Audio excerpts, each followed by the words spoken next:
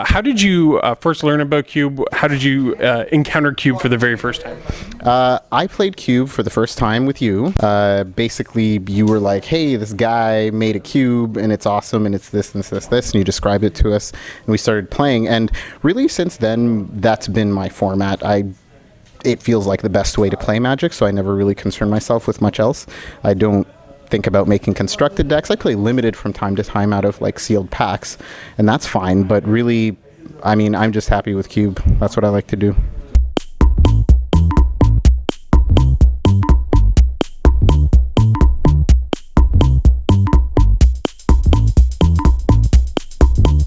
What's your favorite Magic card? I don't even know. I don't think you've ever asked me that before. I almost want to say Advent of the Worm, just because I played them a lot in Standard and was just like, boom, worm, boom, worm, boom, worm. And it was just like always out of nowhere, even though it's not the best card. It was just a lot of fun to drop a 5/5 with Trample. What's your favorite Magic card? Back in the day, it was Rootbreaker Worm, 6/6 Trample for 7. It's pretty good. Now, it might be cliche, but I'm just going to say Skull Clamp. I love drawing cards. I love playing with small creatures, so it's just too good. What's my favorite Magic card? Necropolis Regent, which is a little crazy to say because I play a lot more competitive Magic, but I originally started by getting back into Magic playing EDH, and it's one of my favorite cards. It's in my favorite color, and it has my favorite art. I actually have a Necropolis Regent print on my wall. It's signed by the artist. I have a foil Japanese altered by the artist, and I'm trying for a foil world set. So if you know anybody with a foil Russian Necropolis Regent, let me know. My favorite Magic card is probably... it probably is Juzam Jin, just because I really like Mark Teeden. That's my stuff, and the first time I ever saw one completely blew my mind, and it just got me down the path to playing Magic, so that's my favorite card. A Tog. There we go. You heard it here first. A Tog. It wins. Hey everybody, I'm here at Meeple Mart with the one, the only Chris Gerardo. How's it going, Chris? Good. Isn't Meeple Mart great? Meeple Mart's fantastic. We did the Holiday Cube here, which was it was a tough one for you. You had a win in the last round, and then it didn't go your way. But you're here today playing the Noob Cube. How do you feel about that? It's my second time playing the Noob Cube. I've drafted it a few times on Cube Tutor, and I'm feeling pretty good about the Noob Cube. I met you recently, playing Cube here at Meeple Mart, and you're one of the better players that I've played against. Do you play a lot of Cube? I don't play that often. I think I play with you guys here once a week, maybe once every 2 weeks. I practice a lot on Cube Tutor, quite a lot actually. I've drafted the Noob Cube maybe 3-4 times a day just in my spare time. So I think I'm good at maybe deck building, but the playing I could use a little more practice, I guess. Maya, you played the Holiday Cube here at the Meeple Mart. What's going to be different this time? Well, I believe the cards are a little bit less powered. It's going to be an entirely different cube. There's players that I don't know here, as well as some that I've played before. Evie, you've played so much Cube, but you've never played the Noob Cube. What are you expecting today? I'm expecting to win. That's what you're supposed to say at that type of thing, right? I mean, in terms... You should know if anybody... I've expected to win a lot, whether I've connected or not, I don't know. But it'll be fun to see a bunch of old cards, maybe from like Cubes past. A lot of things have filtered in and out. And to see some lower tier cards that maybe were never in Cube but are interesting. And yeah, I look forward to it. It's always fun. I'll just have a good time enjoying myself. So just from your drafts on Cube Tutor, what are some of the colors that just keep going around? What are some of the cards that keep going around? Are there signals on Cube Tutor? I don't know. I don't know if I could read the signals on Cube Tutor yet. I don't know if I'm that deep into the matrix to see it falling in front of me. I don't know. So tell me about your findings from Cube Tutor. It's pretty fun. It's nice and balanced. There's no crazy swing cards. I've played a power cube before, and sometimes somebody plays a card and it just wrecks everything. And there's no coming back from it, or there's no way to see it. But I like the Noob Cube because it seems pretty balanced, and you can sort of get out of any board state pretty easily. If you're playing Cube and a lot of the other people you're playing with are pretty experienced, I'd suggest trying to force mono red, because a lot of times people don't pick it up early, and it's a very good strategy, pretty linear, easy to play, and if you can have some really explosive draws. The first time I went to the store and played Magic with Strangers was, and they were having a tournament, and we were, I guess, 12, 13 years old, something like that. And what I remember most distinctly is that we were pretty good players. We just hadn't really gone to tournaments or card stores or anything like that. And when we got there, the most interesting thing or most consistent thing was a lot of the adults or older players who played Magic would look through our traders or look through the cards we had and would always pick out certain things, pull out the dual lands or pull out some Legends cards or pull out, whatever was actually valuable, and then be like, hey, I want these. Do you guys want these dragons?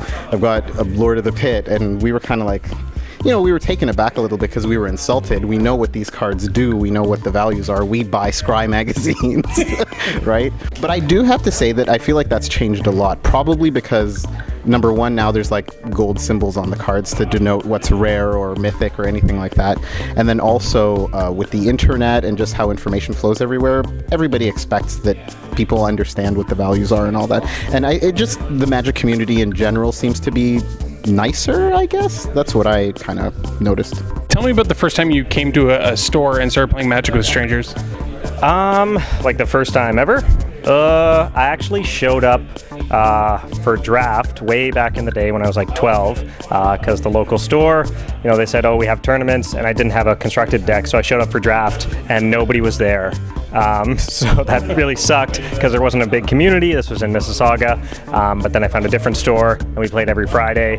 And yeah, it's a lot of fun because you can meet people very easily. You have something in common that's right in front of you, so it doesn't matter everything else in your life. You come together and you play, and for that 50 minutes, you're friends.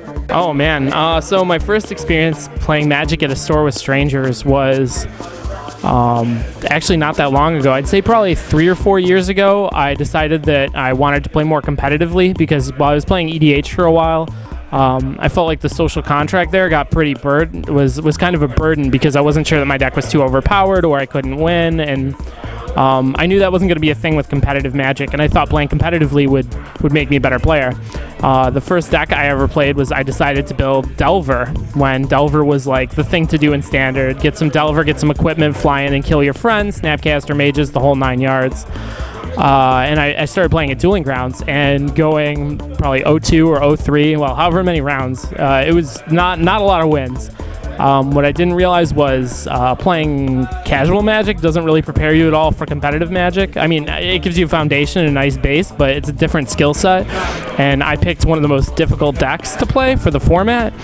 And then my wife decided she wanted to play, and she played the Primeval Titan deck. I don't remember, red-green, like Huntmaster Titan, like removal and big idiots. And she was just like crushing every week and having a great time, and I'm vapor snagging the wrong targets and losing to stupid like lingering souls and all sorts of other stuff and just having a miserable time. But I started playing Dueling Grounds, and it's actually how I met one of the big group of friends that I have now, Andrew Oyen. A lot of people in Toronto know him. He knows pretty much everybody and has lent pretty much everybody cards at one point or another. Was the first person to actually invite me to go do something outside of Magic, and then I got to know a bunch of the friends I have now. What was your first pick overall? The foil Oblivion Ring. And then removal is good, so I'll take that. And then you just went white from there on? Yeah, mostly white, and then I splashed a little bit of blue for the counter spells. I got to play that Mana Tith. I've never got to play that before, so that was fun. So we've already drafted. Tell me about your deck. I made a black-blue deck with a lot of flyers, a little bit of bounce and removal. It was a little bit light on that because somebody else was in my colors, which I discovered, but that's fine. I mean, I did switch partway through as well. I wasn't originally going to go into black, but Control Magic was definitely a key card. Stealing people's stuff was good. So today I went for a mono red deck. I was on the fence about splashing white for pacifism and the 3/4 flyer that puts counters on guys. It's a bird. It's a Birdman. He's pretty good, Harvey Birdman. And I ended up with mono red because I wanted my mana to be perfect, and I'm playing Ball Lightning and some double red cards that I want to be able to cast on 2 and 3. I thought it was a pretty strong strategy. I'm a little low on 1-drops. Most of my guys are 2-drops, so being on the draw kind of hurts. Lots of deal 3 damage somewhere. I have Lightning Bolt, I have Incinerate, I have Searing Blaze, Twin Bolt, Arc Lightning. Like, it felt pretty good. Yeah, that's what I'm running today. Tell me about how you were introduced to Cube. How did it all start? One of the friends in our play group, Aaron, came with the Cube. I've always heard about it, but I've never played it.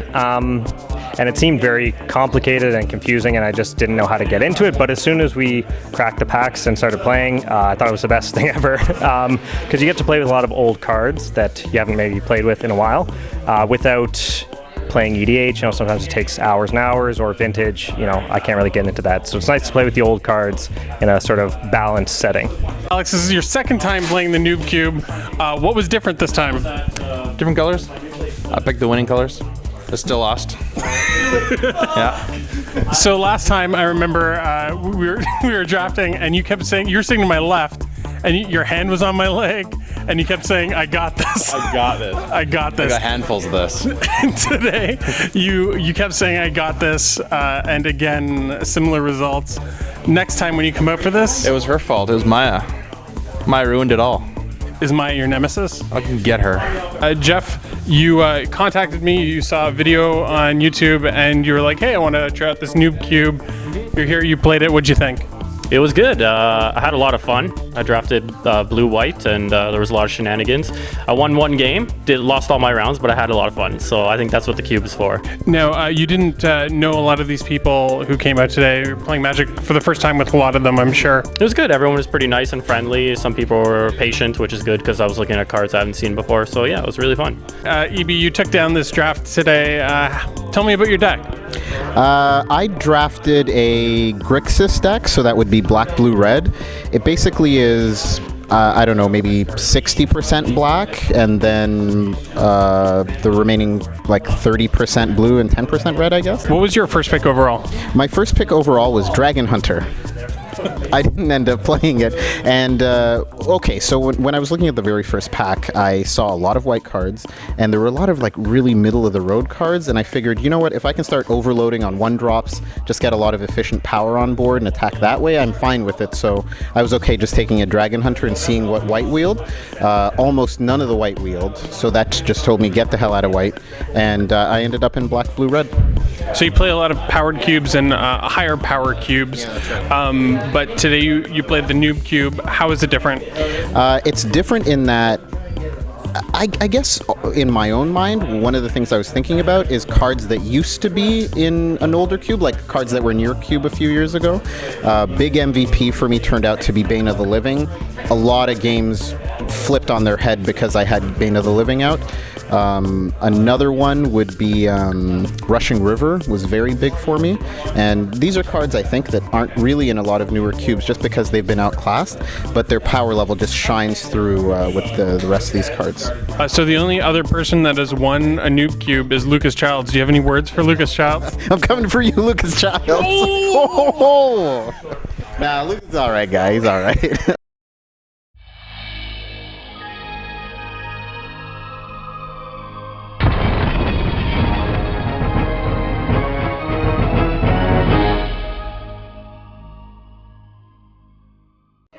Back in the day, you've been cubing for a long time. One of the cards that was crazy back when we were cubing, 6-7 years ago, was Scalplexus. Why don't you tell me a little bit about Scalplexus and if it should be in the Noob Cube? I think actually it shouldn't, because Scalplexus isn't very fun. Scalplexus hits your face. You can't really kill it because it's like a 1/5? Yeah, 1/5. Yeah, it's a 1/5. And it hits for 1. The guy's like, yeah, that's fine. It can get in. I'll take that 1. I can't really do anything to it. It's hard to kill. And then, and it's flying too, right? And then you just have to take 4 cards off the top of your deck, right? Yeah, and then if they share a name, you do it again. Right. So if you grab 2 islands, then you're doing it again. Oh, it's so bad. It's terrible.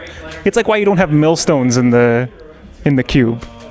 So no Scale Plexus? No, don't put that in. It's not fun. What's a fun card? Mimic that.